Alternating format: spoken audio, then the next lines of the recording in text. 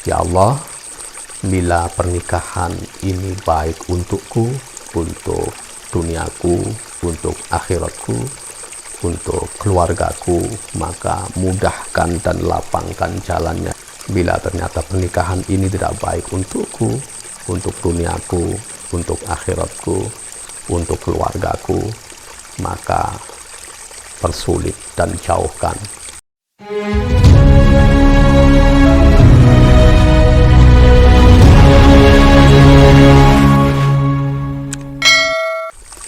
Assalamualaikum warahmatullahi wabarakatuh. Sahabatku, idealnya setiap pernikahan diawali dengan restu atau keridhaan dari orang-orang terdekat, dari orang-orang tercinta.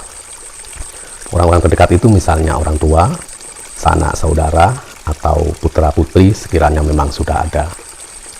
Sayangnya, tidak semua pernikahan bisa berlangsung secara ideal seperti itu.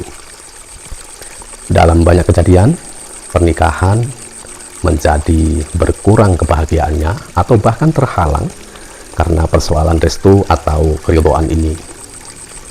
Nah, terkait dengan urusan restu atau keridhaan ini, saya ingin mengisahkan apa yang terjadi pada seorang sahabat. Seorang sahabat yang kebetulan seorang duda berkeinginan untuk membangun rumah tangga kembali. Calon istri sudah dia dapatkan.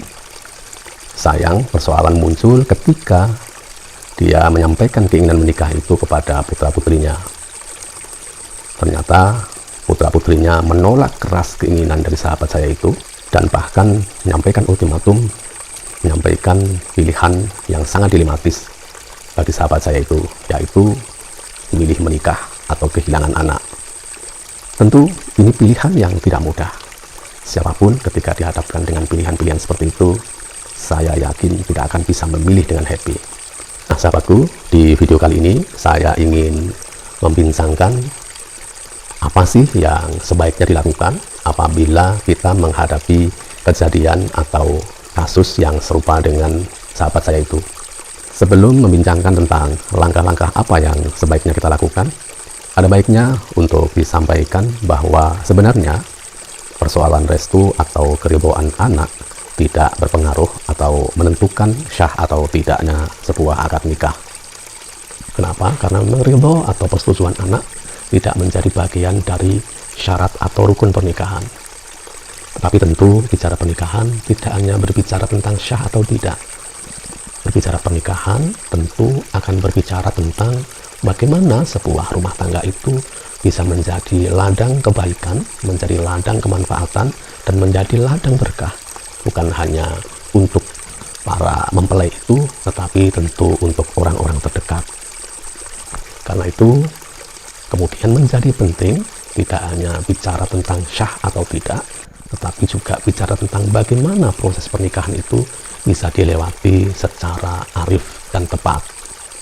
Langkah-langkah yang perlu diambil terkait bagaimana berikhtiar untuk arif dan tepat itu, yang pertama adalah tentu membangun komunikasi yang intens, membangun komunikasi yang nyaman dengan para anak, dalam rangka untuk mendengarkan alasan atau argumentasi dari para anak itu, kenapa mereka tidak setuju. Apakah alasan-alasan itu memang didasari oleh pertimbangan-pertimbangan yang prinsip, yang rasional, yang objektif, atau oleh alasan-alasan yang subjektif dan emosional semata. Nah, bila ternyata argumentasi atau alasan ketidaksetujuan itu didasari oleh pertimbangan-pertimbangan yang prinsip, misalnya karena terkait dengan rekam jejak atau track record dari calon pasangan orang tuanya, di mana dia bisa menampilkan fakta, informasi bahwa rekam jejak yang bersangkutan memang tidak cukup layak untuk menjadi calon pendamping orang tuanya. Tentu informasi ini menjadi informasi yang berharga, yang kemudian perlu untuk menjadi bahan pertimbangan. Tetapi sebaliknya, misalnya alasan ketidaksetujuan itu lebih karena persoalan subjektif, lebih karena pertimbangan-pertimbangan emosional, atau bahkan sesuatu yang sifatnya sentimental. Mungkin karena ketakutan atau kekhawatiran kehilangan perhatian dari orang tuanya setelah menikah, dan hal-hal lain yang lebih karena pertimbangan-pertimbangan subjektif emosional, agaknya ini masih memungkinkan adanya ruang-ruang untuk komunikasi secara lebih intens. Sehingga pada akhirnya paling tidak, kalaupun tidak memunculkan persetujuan, paling tidak mereka mendapatkan perspektif yang berbeda dari apa yang selama ini ada di dalam pikiran mereka. Langkah yang kedua, menjadi penting bagi calon pasangan itu, baik duda kalau dia laki-laki atau janda kalau dia perempuan, untuk mencoba mereview, untuk menelaah, meneliti kembali niat dan tujuan menikah.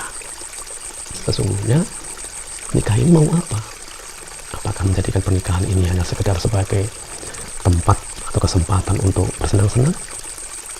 Ataukah menjadikan pernikahan ini sebagai bagian dari ibadah, bagian dari ikhtiar menyempurnakan agama, bagian dari jalan panjang mencari dan menuju ridha Allah? Meneliti niat dan tujuan pernikahan sekaligus juga melihat kembali seberapa pantas calon pasangan kita itu untuk kita perjuangkan. Apa sesungguhnya yang mendasari atau menjadi alasan saat kita memilihnya untuk menjadi calon pasangan kita? Apakah lebih karena pertimbangan-pertimbangan yang ragawi sifatnya, mungkin karena gantengnya, mungkin karena gagahnya bila dia laki-laki, atau mungkin karena cantiknya bila dia perempuan, atau karena kemampuan finansial, atau hal-hal lain yang lebih bersifat ragawi atau lahiriah, atau lebih karena kualitas kepribadiannya? Sebenarnya tidak salah sih saat seseorang jatuh hati, saat seseorang jatuh cinta, berawal dari pesona fisik atau ragawinya. Tapi bila itu yang kemudian menjadi alasan utama, sangat boleh jadi dia akan kecewa suatu ketika. Maka menjadi penting secara jernih kita lihat kembali kesabarannya, kita cermati lagi kematangannya, kita perhatikan kembali pola kehidupan kesehariannya, bagaimana dia berinteraksi dengan orang lain, kepada yang lebih tua, kepada yang lebih muda, dan yang tidak kalah penting adalah seberapa taat dia dalam menjalani tuntunan agamanya. Bila semua ikhtiar ini telah kita lakukan, tibalah saatnya kita menyerahkan urusan ini kepada Sang Pemilik segala urusan, yakni Tuhan Allah Subhanahu wa Ta'ala. Kita memohon kepadanya, tengadahkan tangan, tundukkan kepala. Ya Allah, bila pernikahan ini baik untukku, untuk duniaku, untuk akhiratku, untuk keluargaku, maka mudahkan dan lapangkan jalannya. Bila ternyata pernikahan ini tidak baik untukku, untuk duniaku, untuk akhiratku, untuk keluargaku, maka persulit dan jauhkan. Percayalah, Allah akan menjawab segala persoalan kita itu dengan jawaban terbaik pada saatnya. Sahabatku, mari senantiasa jaga marwah keluarga. Kurang lebihnya mohon maaf. Wallahul muwafiq ila aqwamit thoriq. Assalamualaikum warahmatullahi wabarakatuh.